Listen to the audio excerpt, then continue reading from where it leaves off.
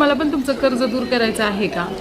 तर माझ्याकडे एक उपाय आहे जो आमच्या गुरुजींनी मला सांगितलेला, तेच मी तुमच्यासोबत आज शेअर करणार आहे.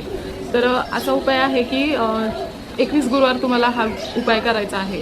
तर आज आहे गुरुवार, तुम्ही आजपासून स्टार्ट करा. बघा नक्की 2 किंवा पहिल्या दुसऱ्या गुरुवारीच तुम्हाला त्याचा रिझल्ट दिसणार 100%. तर तुम्हाला काय करायचं आहे, तर आज गुरुवार आहे, तर आज दत्त मंदिरात तुम्हाला जायचं आहे. जवळपास कुठेही असेल ना, तुम्हाला छोटंसं मंदिर जरी असेल ना, फक्त दत्तांची मूर्ती असेल असं मंदिर, तिथं जायचं आहे तुम्हाला. आणि पहिल्या गुरुवारी तुम्हाला न्यायचं आहे एक श्रीफळ म्हणजे नारळ घेऊन जायचं आहे.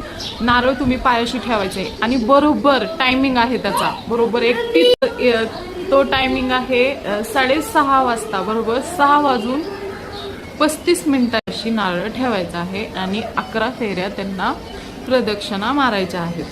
तर ते जो तुम्ही प्रत्येक गुरुवारी तुम्ही कुठलंही फळ घेऊन जाऊ शकता. म्हणजे 21 गुरुवार तुम्हाला असं नाही की तुम्हाला श्रीफळच घेऊन जायचे, तुम्ही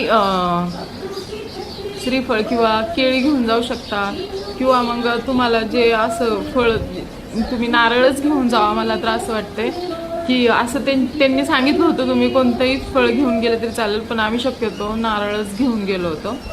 तर तुम्ही दर गुरुवारी एक नारळ आणि तुम्हाला जे काही पूजेचं सामान न्यायचं आहे ते घेऊन जाऊ शकता. आणि 6:30 वाजता बरोबर त्यांच्या पायाशी नारळ ठेवायचं आहे, 11 प्रदक्षिणा मारायच्यात आणि एकच बोलायचं आहे की आमचं कर्ज फेटू द्या. एवढंच बोला.